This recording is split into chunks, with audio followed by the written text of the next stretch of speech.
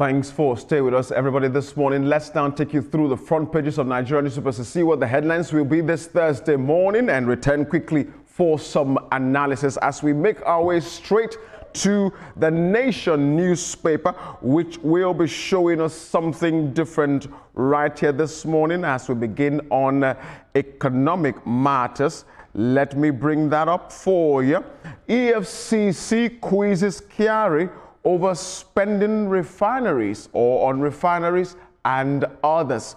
We are hoping to see that this queries they're given to him will bring result and rewards at the end of the day. Quickly, let's make our way to the Blueprint newspaper this morning as we see another matter right here. This is now on elections. INEC harps on stiffer sanctions for premature campaigners. Premature? What exactly is INEC talking about here? We'll let you know that. And the Punch newspaper also comes in line with this 2027 police INEC move against early campaigns. More when we return for our analysis this morning. This Day newspaper is where we are going to next, right here. And we see on the paper, ADC celebrates as INEC confirms David Mark, National Chairman, Aregbesola, Secretary. Well, good times ahead for the ADC, I would say right there. The news director is taking us on a different route this morning. Nigerians stand to gain more from new tax laws. Okay, something we need to really dive into this morning. The Daily Independent is also talking the matters of elections again. No law to punish politicians over early campaigns. This is quoting INEC right there. We'll let you know more around that. This Nigeria is also on another matter, this time around electricity. National Grid time to probe incessant collapses. Well, I couldn't agree more with that. But as we turn our attention to the Hope newspaper, which is shining the spotlight on the Owo church attack, suspect lose bail application. We'll let you know exactly what led to that when we come back for the analysis. The Platform Times also jumps in on another matter. Federal government sets December deadline to end criminalization of suicide attempts. But that doesn't mean you should attempt suicide. Of course not. Right. The Guardian newspaper is where we're going to. And this time around on economy, federal government boosts 80% 2024 budget execution, cites procurement hurdles for 2025. Well, okay. The Leadership newspaper is where we're going to, and Tinubu has ordered us to crash food prices, says the Minister. Agriculture, right there, we just talked about that few seconds ago.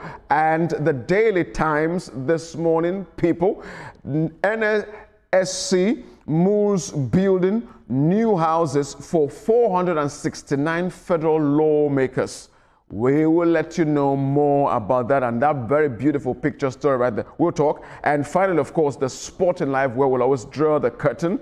Tottenham is eyeing Lookman. Maybe Tottenham Etoma should be eyeing me too. I would be so happy. Like, I would be very happy. Are you to do what? To play so that we can make money. I'll be very happy. Or give water to the players when they need it. Let's give some accolades to Nelson. Of course not. No, man. Thanks, Rian, for backing me up. I don't think Nelson has kicked a ball in. Let's get to the papers. It's okay. Let's get to the papers. But the Nation newspaper, EFCC is squeezing Kyari over spending on refineries and others. This refinery, according to their report, has been gulping so much money, yet nothing to show for it. Especially the Port Harcourt refinery. Exactly. That was bleeding a minimum of 500 million naira every month. And Ojulari said, no, shut it down. We have to find out what's going on. But from the interview EFCC had with Mele Kyari, Kyari sounds very optimistic. He sounds very sure of himself. I say, look, I didn't do nothing. Yes, I didn't do anything wrong. He gave a breakdown of how he spent the monies for the turnaround maintenance. And as at the last time We heard about it. EFCC had not released him as at about 8:30 in the evening, but he was still sounding very, very sure of himself that he did not do anything wrong, that he managed the funds very well.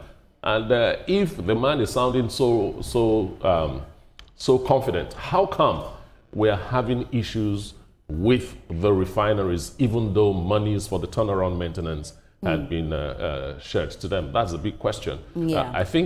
I don't know if they released him last night at the end of the day. If not, I don't think this story, we've heard the end of it.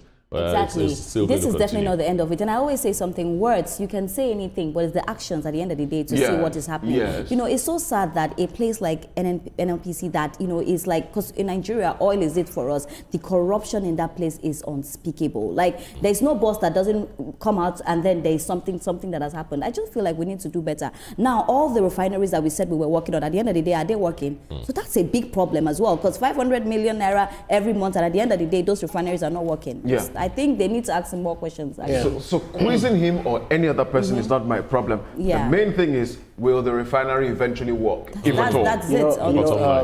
Kyari superintended over the transformation of NNPC to NNPCL. That's right. And then the amount of money that has been spent, that has sunk into that project. For that metamorphosis. Port Harcourt Refinery, Kaduna Refinery, Warri Refinery, etc. You know, EFCC is investigating the total amount of money, which is $1.55 billion allocated to the Port Harcourt Refinery, $740.6 million released for Kaduna, and $656.9 million approved for Warri Refinery. So that's a huge amount of money. So the question is, he's saying that he is not complicit in anything, but contractors, they are already recovering monies from contractors, and then inflation of projects and all of that. So you still pretended over it. We are not saying that you're guilty, but the thing is, we need the EFCC to get to the root of the matter. So much so that anyone that is found wanting must pay.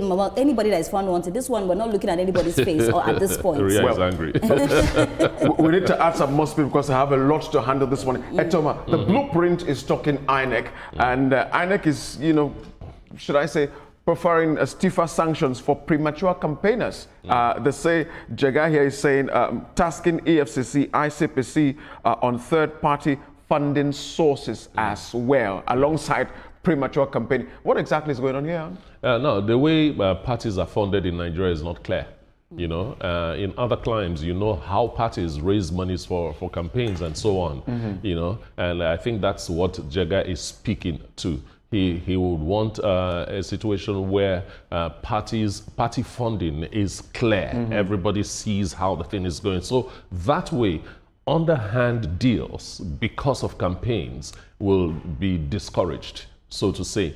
And the law says you can't start campaign until 150 days to election day. That's right. It is far from 150 days to election days. And I mean, we do the analysis here every day. You know, now, what they are trying to avoid or tell Nigerians that it's not good is that all these early campaigns heat up the polity. You know, people start focusing more on politics and less on the things that we need to do to move our country forward. But I don't believe in this early campaign that at the end of the day, what I want INEC to do is to make sure that we have a free and fair election in 2027. You know, whether it's early, whether it's not early. I feel like there are so many things that they need to look at rather than saying you either do early or late. Because at the end of the day, campaign is campaign, whether you start early or you start late. No, but when the politics heat up, I know, but it will so affect... I get you, but I'm saying with INEC, INEC that has many elections, people have said, oh, this is not free, this is not fair. I think that there are many more pressing issues they need to look at to make sure that 2027 is great for us. Well, you know, there's no law to sanction those who are doing it. They only appeal to them. Exactly. The Punch newspaper is also saying the same thing. But let's go to this day,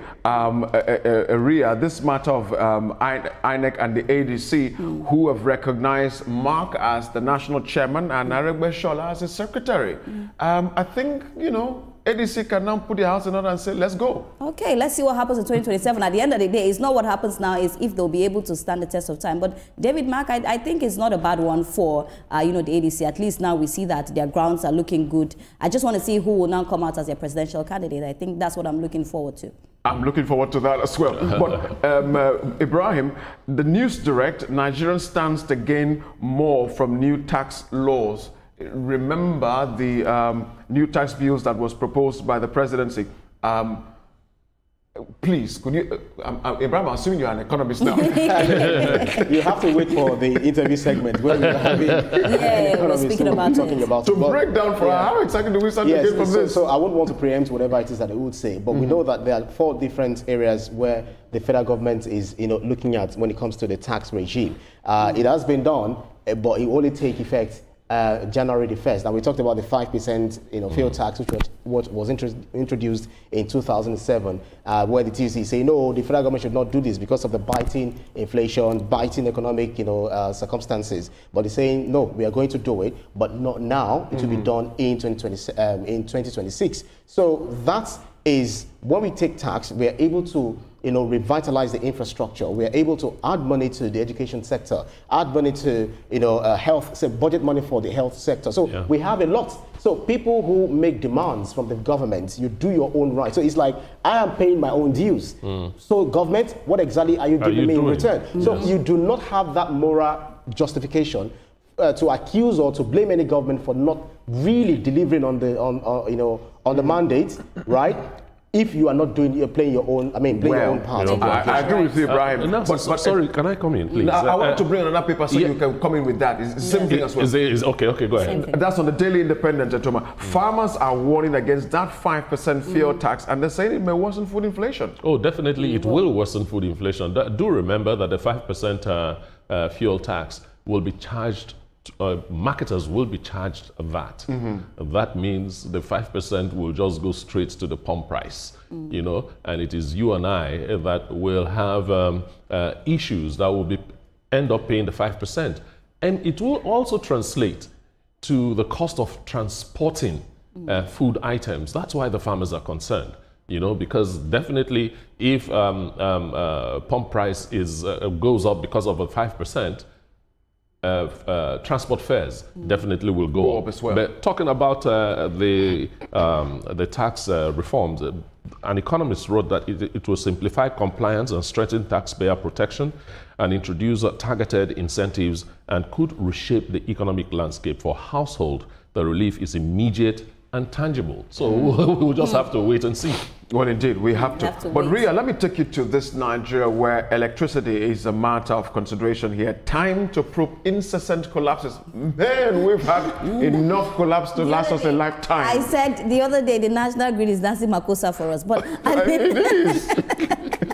But at the end of the day, I feel like we should ask the question that how can we make sure that this doesn't happen again? Because it happens one too many. I don't know why we are not looking into why is it happening. What is the reason? Is the load too much on it? Like what is happening? Why it keeps collapsing? Because at the end of the day, it keeps the load, a lot of load and all of that. The infrastructure is old. Okay. No, we installed about 13,000 megawatts, and exactly doing like 5,000 megawatts. That's compared to South Africa that is doing 38,000. Yeah. Sorry, 48,000. So, but the thing is that Ibrahim, even if we've realized that okay, maybe the load is too much and all of that, why don't we share it? Because at the end of the day, when this grid collapses and goes down, there's no light.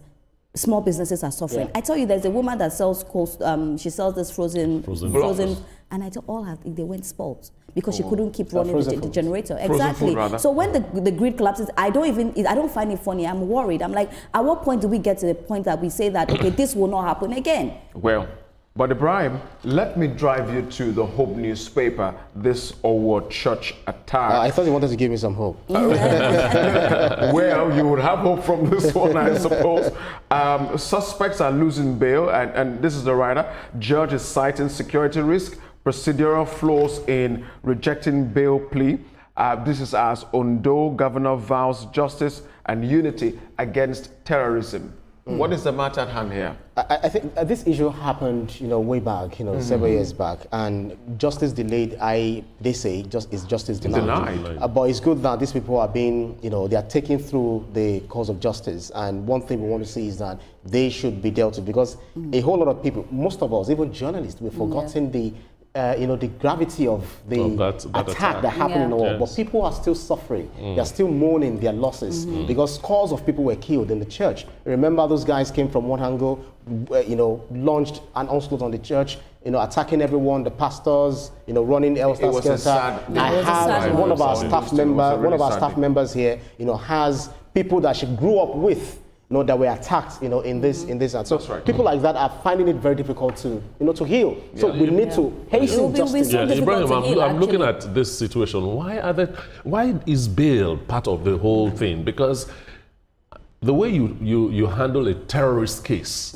it shouldn't be the way you handle a criminal case. Exactly. It should be stiffer. They're two different things. Yes, it should be stiffer. So why should bail even come up? It should not even be a it should not even be a place to discuss, actually. Toma, let's go to the platform times this morning. Something we need to speak advisory. The federal government sets December deadline to end criminalization of suicide attempts, and I said, even though this is going to be the matter, doesn't mean that anybody should think of taking his or her life. For anybody to decide to commit suicide, that person has a mental problem. Yes, he has a mental challenge. So criminalizing it makes it worse. That's right. Suddenly we're woken up to that fact. And now it is, if you get somebody that attempted suicide, the person has to go for psychological evaluation first and settle the person. Get the person to understand that taking his or her life is not the solution. That's the way it should go. Yeah. That's the way it should have been all this while. But unfortunately, we criminalize it here in Nigeria.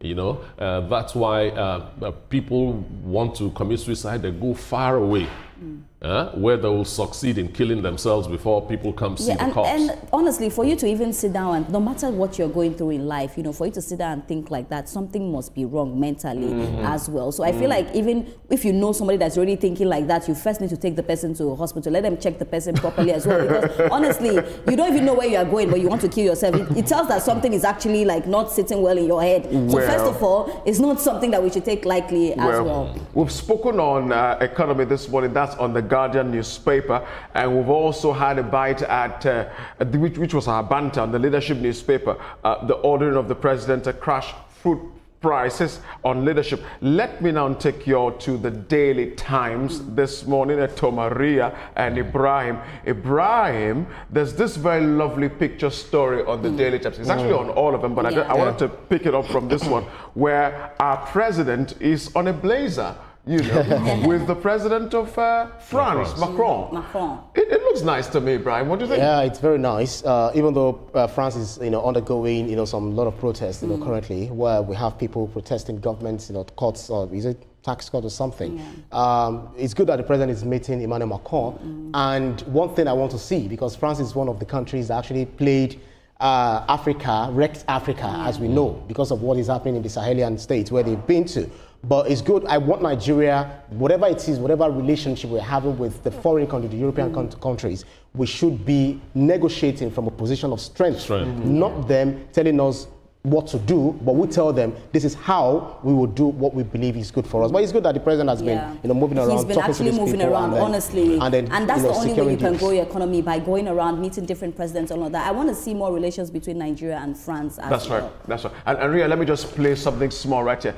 I saw people teasing the president's shoes. I love them shoes. No, it looks very nice. They sell it to me. I like to wear it. It's a shoe to match, because if you look at the color of the shoes and the blazer. That's the thing. Even the trousers. He was looking like a handsome boy, man.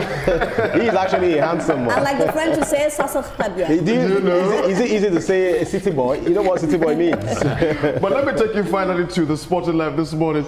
Tottenham is eyeing Lookman as well. I mean, like we said on this table, all our players are fantastic guys. So everybody's looking for them. There's this botched what's it called, thing that was supposed to have been done, at the time. So Lookman could not get signed to another club. So Tottenham is now looking at, okay, we're going to sign you for 20 million pounds, thereabouts, in January. So we'll see what goes on, because we want this person. Football money is so sweet. When you hear the money, football is so sweet. But what I love for me is that our players, people love them. They see the great one, like their value is in our players. But what I want to say to them as well, please, when it comes to playing for the Super Eagles, let's see all that action. Like, I don't really see the action when they're playing for Nigeria, actually. I agree with you, Ria. When it comes to the Super Eagles, we need to see all of those action. But I think that's how far we can go on the newspaper review segment this morning. Coming up on TVC Breakfast, federal government holds 5% fuel tax move.